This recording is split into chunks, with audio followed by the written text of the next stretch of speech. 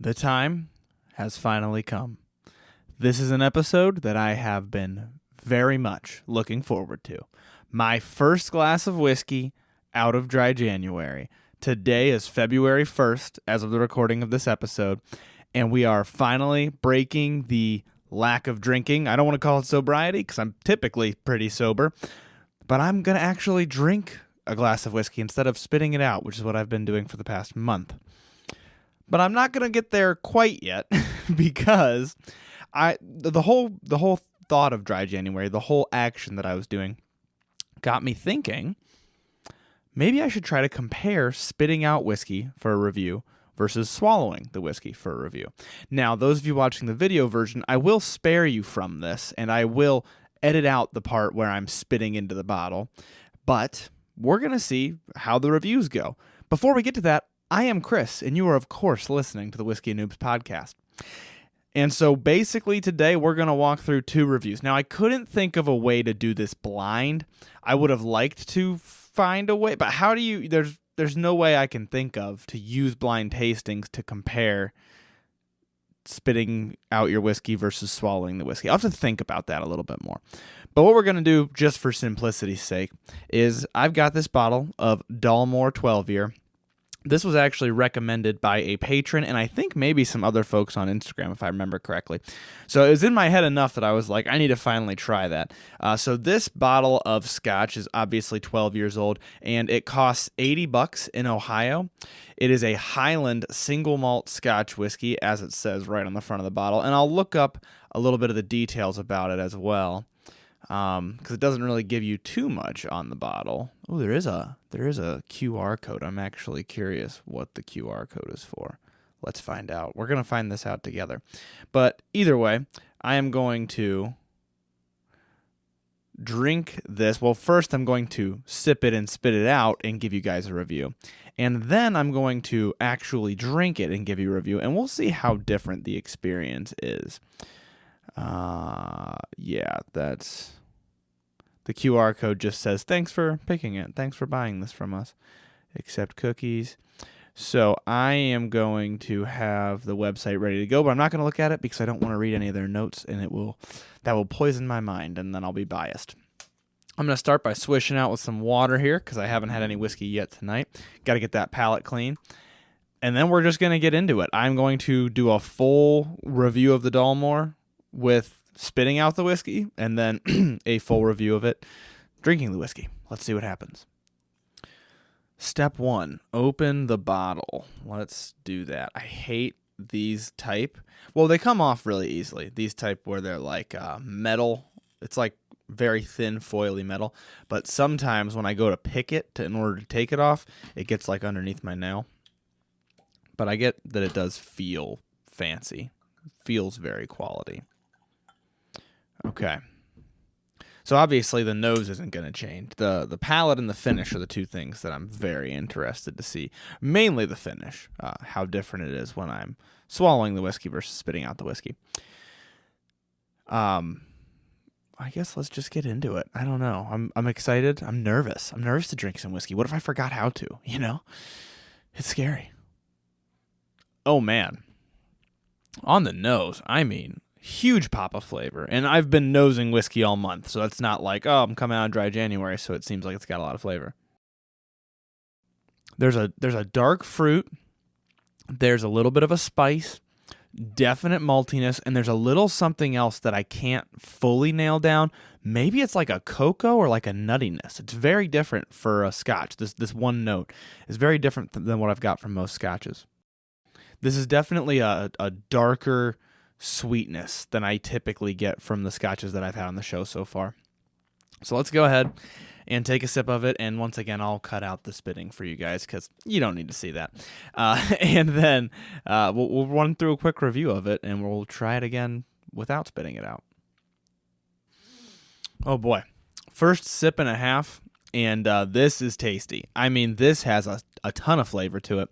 What I'm really intrigued about so far is I'm getting a deep sweetness, but I'm also like a more of a brown sugar than a white sugar, more of a caramel than a vanilla, that type of a thing.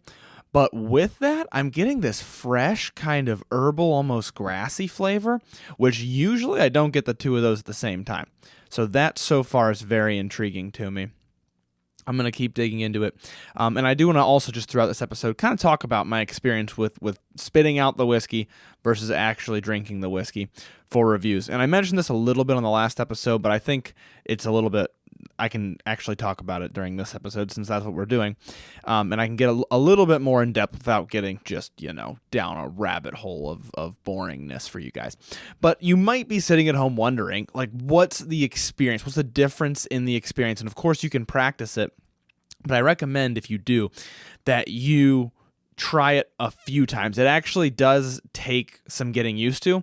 And for me, that was actually kind of fun because it's been a long time since I've had to kind of quote unquote learn to taste whiskey. And so this was like relearning a little bit. It was kind of like, okay, you've learned to keep your head above water. Now can you swim? That's probably not the greatest analogy. You learned to swim freestyle. Can you swim a backstroke? It was kind of like that. It was like, this is the same, but this is kind of different. I'm a little bit confused. So I had to get my grasp for it a little bit. My first couple reviews, I was very much I shouldn't say throughout the full reviews, but it took me a few minutes into reviewing, especially the first couple of times, to get it right. And I think what was happening was I was sipping it, holding it in my mouth like I normally do, and then not swallowing it, but spitting it out where I would normally swallow it. And that doesn't work. You might think, what do you mean? That's exactly what I thought you'd be doing. But I learned with spitting it out, I really had to, first of all, not take for granted the palate. I think a lot of times I've realized I take for granted the palate and I just go straight to swallowing it, and then I can still taste it on my tongue in the finish, And I think a lot of times I was taking that for granted. So I was actually having to slow down and say, okay, wait, before you spit this out, pull notes out of it. Actually really focus on what you're tasting right now. Whereas I usually, especially for quick reviews, especially for like a quick video 30-second type thing, I don't really focus on nose, palate, finish too much. I just kind of get the entire vibe of the whiskey, especially for those quick reviews, because that's what people are interested in. They don't want to know if the nose has cinnamon spice and the palate has ginger spice. They want to know overall, what does the whiskey taste like? And so I realized, though, that I had started to make that like almost common practice. So I had to really slow down, and more so than you even would when you're swallowing the whiskey, you have to really focus on what you're tasting as the whiskey is in your mouth. And that, to me, looked like a lot more of the Kentucky Chew, a lot more kind of retrohaling, letting the fumes come out of my nasal cavity, not the actual liquid like you would with a cigar where you're blowing the smoke out of your nose, but letting those fumes creep up into my nasal cavity and making sure I have it open. So if you've never smoked a cigar and you don't know what retrohaling is, it's essentially that, but you do it with the smoke. You try to open up your nasal cavity. You typically learn how to do this by lightly blowing out of your nasal cavity, just blowing out of your nose basically. And the smoke in your mouth gets swept up into your nose and comes out of your nose. And I use that a lot with whiskey, a very similar concept where when I'm tasting it, I'm letting those fumes come out of my nose. And so once again, holding the liquid on my tongue and letting those fumes come out. And this experience, the spitting out the reviews, really made me have to get good at that, which I'm actually kind of grateful for, because I feel like that is a new tool in my toolkit that I'll probably also even be doing a short form video on. But the way it looks is essentially I'm spitting out these reviews, so I'm not able to taste the whiskey as well because I'm spitting the whiskey out. I don't get that finish at all. So I thought to myself, how can I make this better? And I started just naturally chewing the whiskey a lot more. And when I started naturally doing that, I realized I was basically retrohaling the whiskey out of my nose. And that made me able to get a lot more nuance, which is something I think I'm going to apply in this episode. I'm going to try to do that even with swallowing the whiskey, and I think my reviews will get even more accurate, to be honest with you. So I highly recommend at home, even if you're not interested in trying spitting out the whiskey, try retrohaling it, essentially. Now, make sure you're not blowing whiskey out of your nose, please. Keep it on your palate. Don't let any liquid up into your nasal cavity. You should have like a layer of whiskey that's in your mouth, and then there should be air above that. And the air above that is what you want to have come out of your nose. And that's what I've been doing, and it seems to be working really well. Now, this is the first glass I've had since I started doing that. So I'm interested to see if the finish totally blows that out of the water and it's like, oh, I actually wasn't getting quite as much as I thought I was. It just seemed like a lot comparatively because I wasn't swallowing the whiskey.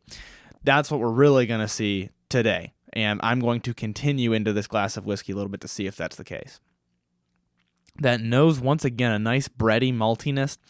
It's really reminding me, that nose really reminded me of like a strawberry covered with like a sugar, like a brown sugar strawberry combination. That's the vibe that I'm getting so far, but I'm going to take a sip here and we'll see. I'm also using a technique very similar to what I do with retrohaling, which is it's very hard to just open your nasal cavity and let the fumes of your mouth go out of it. But what I do a lot is I learned this by blowing out of my nose very slowly, but now I'll just kind of open up that path to my nose, and then I'll fan my tongue, which pushes the fumes through my nose. And I do that with cigars as well. And then with whiskey, you're like also agitating the whiskey with your tongue at the same time, so it's kind of a win-win. And I think now that I'm really like trying to pick this apart, maybe one of the things we're going to see is that I don't get quite as much on the back part of my tongue. Because I notice when it starts getting back there, I'm like, uh-oh, don't accidentally swallow this whiskey. So I'm interested to see if the extra exposure to those taste buds near the back actually has an impact. I know they say that your palate's not actually divided into the sections like people used to think it was, but I'm interested to see just the surface area of taste buds that's being covered, if it's actually going to make a difference or not. I think this will probably be my last non-drinking sip, and then I will wrap up my thoughts. We'll see how close they are, so I'm going to tie them up in a neat little bow, and then we'll do the real review. That way we have something solid to compare to. So last one, and then we're on to actually drinking whiskey, and let me tell you, I can't wait. This definitely has a little bit of like that jelly on toast flavor that I've said Borrowed Page Volume 2 has. You get this bit of fruitiness, you get that bit of breadiness. This has an extra step to it, which is the darkness of the sweetness and the lightness of the herbal kind of grassy flavor, which is very interesting. I will say, so as far as flavor goes, I'm blown away. This is incredibly complex, very interesting. The only thing I don't like about it is that it's only 80 proof. For $80, it's only 80 proof. It's 40% alcohol by volume.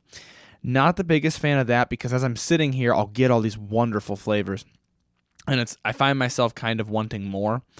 It's kind of like how sometimes you'll notice like a dish needs a little bit of salt, and you're like, this tastes really good. This is a really good dish. It just doesn't pop quite enough. I'm getting that a little bit with this. So I will say so far that's the biggest disappointment, but overall the complexity of the palate, the body that it has, even at only being 40%, fantastic body, fantastic flavor. So overall, a good impression. So let's wrap it up in a neat little bow, like I said, so we have something to compare to. I don't think the nose is really going to change, but just for the record, the nose that I was getting is maltiness, a little bit of a spice, definitely a dark sweetness, and then as of late, those last couple of noses, definitely some fruitiness. Probably like a bright berry type of fruitiness. Ooh, berry is a good one. I said strawberry, but now I'm like, maybe a raspberry or blackberry. I'll think about that on the next nose. But the nose isn't going to change. On the palate, this is where I want to nail it down. I'm getting a lot of that maltiness up front, but it's not an aggressive, bitter, or harsh maltiness. It's like a warm, almost like warm bread with some dark sweetness. And then I'm still getting some of that fruitiness. So like I said, it reminds me a little bit of that jelly on toast. And then some like herbal flavor joins the party. And I don't know what specific herbs I would say. Not like something strong like a basil or a cilantro. Like not that type of a thing. But just general kind of herbal. Like if you were walking through an herb garden, I guess is how I would put it. Kind of reminds me of the smell of fresh cut hay. If you live anywhere where they're farming hay at. Not straw, not the gold stuff, but hay, the green stuff. The smell when that's first cut, it kind of reminds me of that a little bit. And then I want to take one more sip, actually. I know I said I wasn't going to, but I want to nail down the finish, because the finish is like the most important part. I want to think about it a little bit extra here. And I'm considering the finish for this after I spit it into the bottle, what flavors are sticking around. When those herbs come in, it's almost like a creamy dill. That's kind of what it reminds me of. Not in the same way that some ryes are like creamy dill, which is weird. It's weird for me to say that. But it's just like a touch of it. The way it interacts with everything else makes it taste super different from the way ryes do it. And then the finish, I noticed that it turned from a dark kind of a brown sugar caramel almost to more of a vanilla type flavor. And that creaminess really stuck around. And there was a little bit of like maybe a toasted wood. A little bit of something like that. Really, really... And I think I've noticed this. Maybe it's in my head, but I think I've noticed this throughout Dry January. The finish is underwhelming. It's still there. I just have to really, really pay attention to it. Compared to normally, it just kind of is there, and I don't really have to pay much attention to it. I can just say, this is what I'm tasting. So I think that's going to be one of our biggest differences here. Let me reload my glass, and then we'll see. We'll compare the notes from not swallowing the whiskey to actually drinking the whiskey. And then we'll compare the notes to Dalmore's notes on their website. And I'll talk more about like what this is, because they don't put too much on the bottle. So I will look that up. All right. This is it. This is my first official sip of whiskey since the beginning of Dry January. Let me say that again, because I wasn't looking directly at the camera for those watching the video. This is my first official sip of whiskey since 2023. And I am thrilled. Let's see if it's any different than spitting out the whiskey. Cheers. Sláinte. I think there might be something to the coating of those last few taste buds when you swallow it and it actually goes down the back of your tongue. Now, what I will say is I don't know that my review will change a lot. I'm going to obviously keep drinking this. I don't know that my review will change very much, but I think the intensity of the flavor is going to change. So far, that first one, maybe it's placebo, which is why I want to do this a few more times. So far, I'm worried that it was a placebo, but I do think that at least knee-jerk reaction, it seemed like there was more flavor when I swallowed it. It seemed like there was. Also, just to comment on my first sip since 2023, fantastic. I mean, I missed that a little bit. There's just something different when you're spitting it out. And maybe it's because when I'm spitting it out, I'm really focused on just reviewing. And so I'm not so much sitting around enjoying the glass of whiskey. I'm here for a purpose because I have to have this bottle or can that actually has my spit in it. So maybe that makes me realize I'm not just enjoying it. I'm working in some sense of the word. I am working in some sense of the word. My video cut out there for a second, so my apologies. I don't know what happened just now. Once again, new studio if you weren't here for the last couple episodes, so I'm still really, really working out the details. My video might have actually, my quality of the video might have changed a little bit. So if you're watching the video version, my hue, saturation, white balance, all that might have just changed a little bit. Still working out the kinks, so my apologies for that. But once again, where was I? I was about to take another sip and actually swallow it. So let's do that. Cheers. In case it has to be said, the nose did in fact not change. The finish might have. I'm still nailing it down. I think something happens when you swallow it. First of all, those last few taste buds definitely get coated. But then I think it's like there's a second wave of flavor that hits after you swallow it, when it dissolves off your tongue, that I don't seem to get after I spit it out when it dissolves off my tongue. So I'm going to try this one more time. And of course, I will wrap up some thoughts, and then we'll talk about the Dalmore in general, the part that some of you might have just come here for. One more sip. I think it's those last few taste buds getting washed over with the whiskey. I think that's what it is, that it sends this extra ripple of flavor. And it, in my opinion, and once again, I can't do this blind, but it tastes the same as it does when I spit it out. It's just instead of when I spit it out, it feels like the whiskey left my mouth and I'm tasting whatever is left over. When I swallow it, I always thought of it as that, but it's not. It's kind of like I swallow it and then this extra wave of fumes, the wave of flavor hits those back taste buds, and this extra wave of like the fumes of the alcohol rush up into my mouth, and then I can taste that a lot better.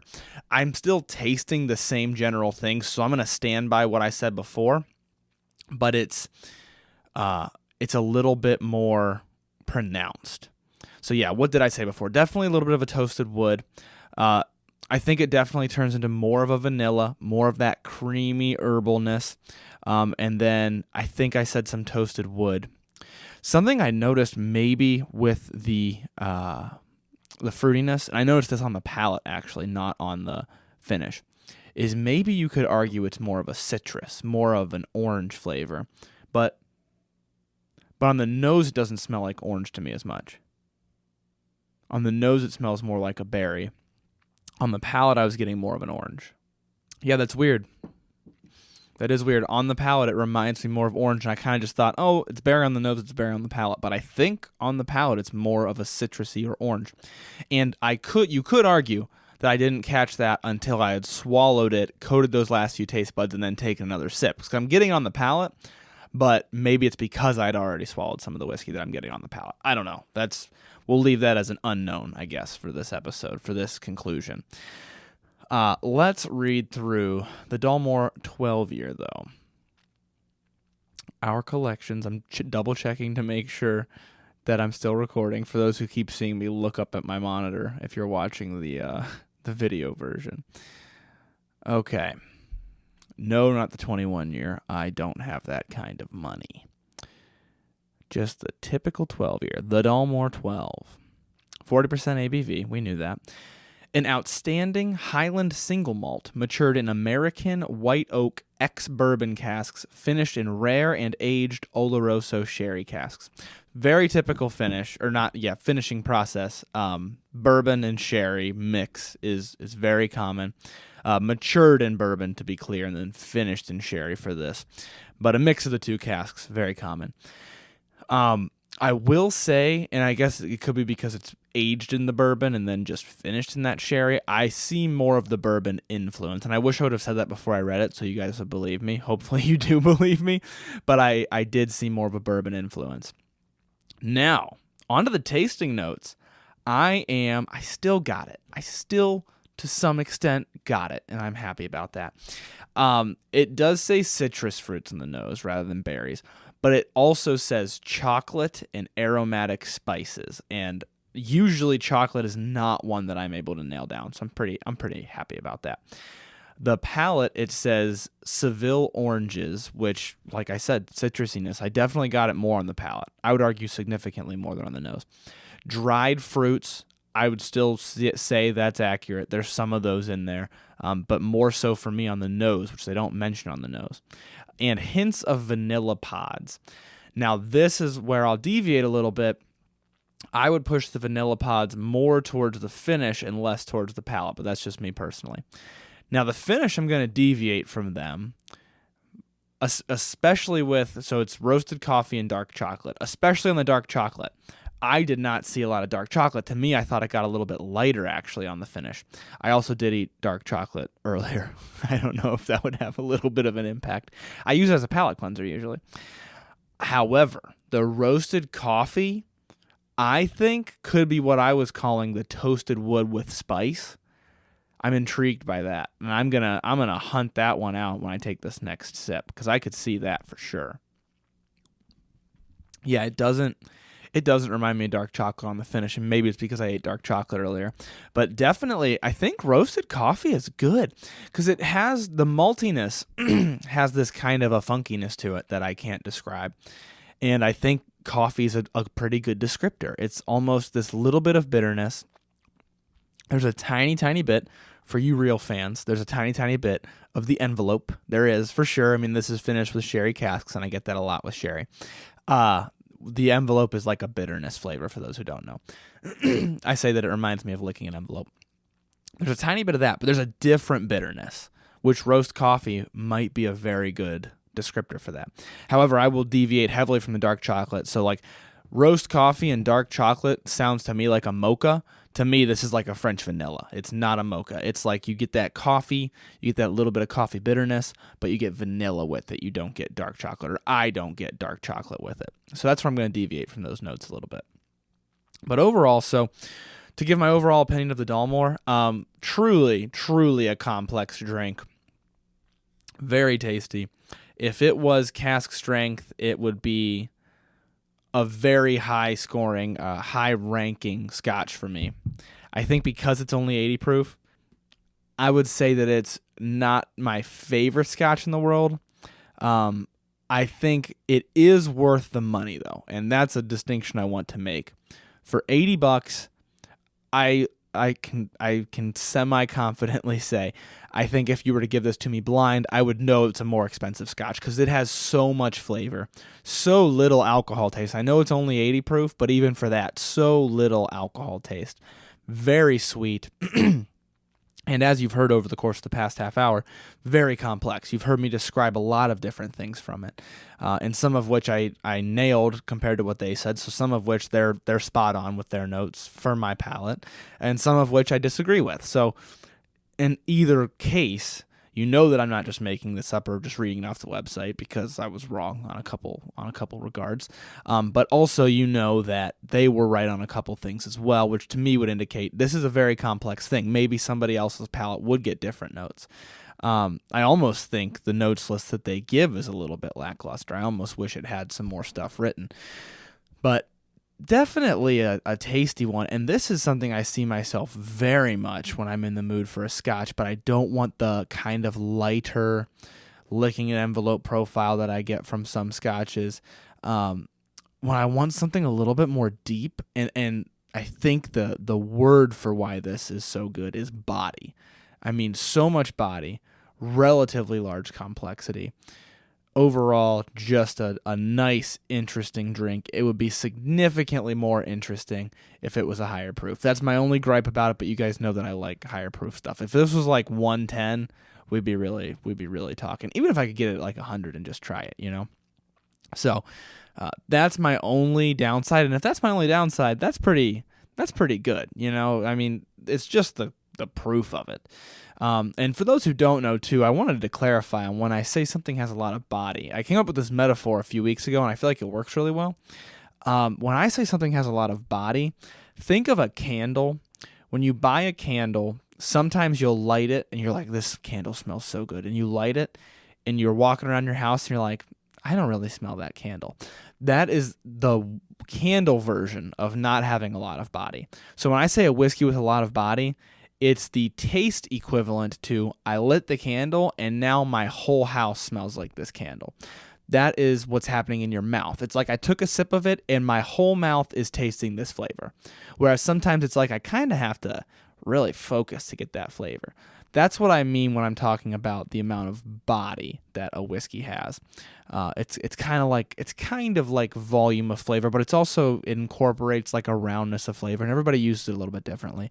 But that's the metaphor for what I'm thinking of. And this has a lot of that, especially being only 40% ABV. A lot of times you don't get very much body at 80 proof, and this has it. So I will give them that.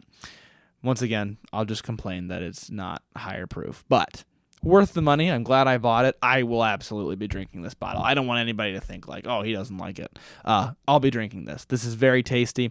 This is something I would buy at this price point, at the $80. It is going to get added to my quick review guide that I have on Patreon, but just to spoil it a little bit, I'm going to guess that I would go up to like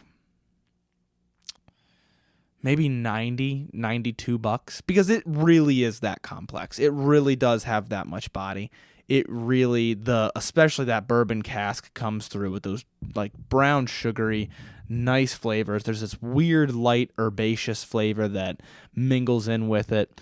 Really enjoy it. So very tasty. I will probably be having this with a cigar soon because I want to try that.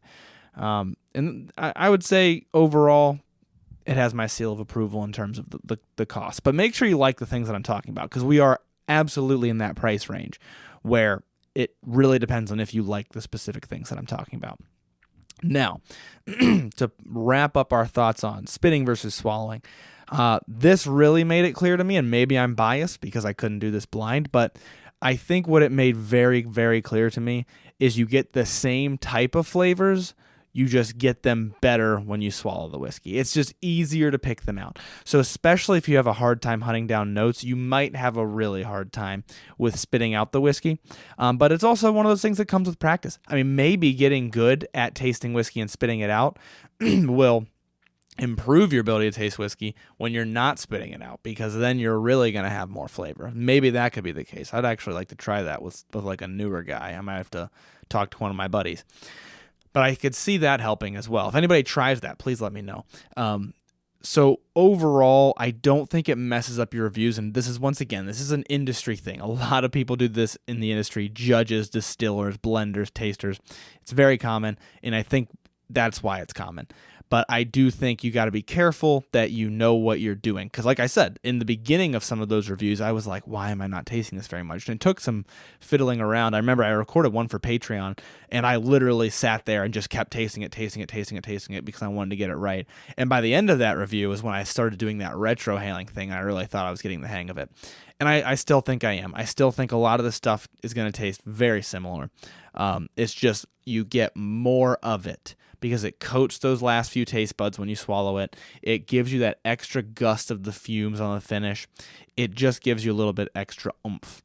But if you're confident in your tasting abilities and you really focus and you really try that retrohaling and try the Kentucky chew where you're chewing the whiskey a little bit and all that, I do think you can get a reliable review and you can get a good idea of the whiskey that you're drinking.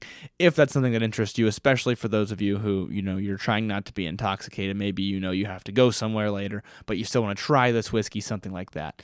I guess one caveat that just popped into my head, maybe don't do that with somebody else's whiskey. It very well might offend them, so just bear that in mind. But I'll leave you at that word of caution, because I think we've beat this dead horse. Fantastic review of the Dalmore. A fantastic glass for me to leave dry January with. And this was a fun little experiment. If I think of a way to do it blind, maybe we'll do it again, but we'll do some kind of a blind tasting to try to prove it out. That's all I've got for this episode, though, guys. So I will leave you with learn to drink, drink to learn. Thank you guys for listening to another episode of Whiskey Noobs. If you need more Whiskey Noobs content in your life, make sure you check out our Patreon page in the show notes. And if you like the show, please make sure to leave a 5-star rating or review. It only takes a couple of minutes, and they're way more helpful than people realize. If you want to do tastings alongside the show, make sure you join the email list by sending an email to whiskeynoobspodcast@gmail.com with a subject line that says email list. You'll receive monthly emails with a list of the whiskeys that will be featured throughout the month so that you can buy them ahead of time. You can also find more Whiskey Noobs content on Instagram at @whiskey_noobs and on TikTok at Whiskey Noobs Podcast. Once again, thank you guys for listening. The Whiskey Noobs Podcast does not support underage or otherwise irresponsible consumption of alcohol.